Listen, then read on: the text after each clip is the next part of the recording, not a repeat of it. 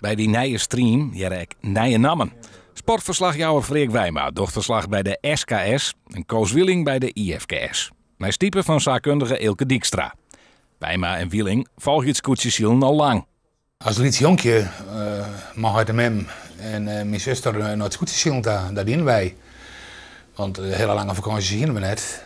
En die belangstelling, het is Friesland, ga ik altijd over gaan. Ja, ik ben er wat inroegelen. Ik kreeg destijds wat kunde aan een famke die het bemanningslid wie.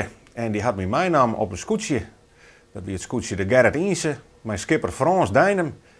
En toen ben ik een beetje besmet met het virus. Want ja, het is natuurlijk een speeltje wat mooi is om te zien, maar ook heel mooi om te doen. Dus ik ben uiteindelijk toch wel een jaar of 10 bemanningslid geweest. Een soort ondervinding uit het verliezen dus.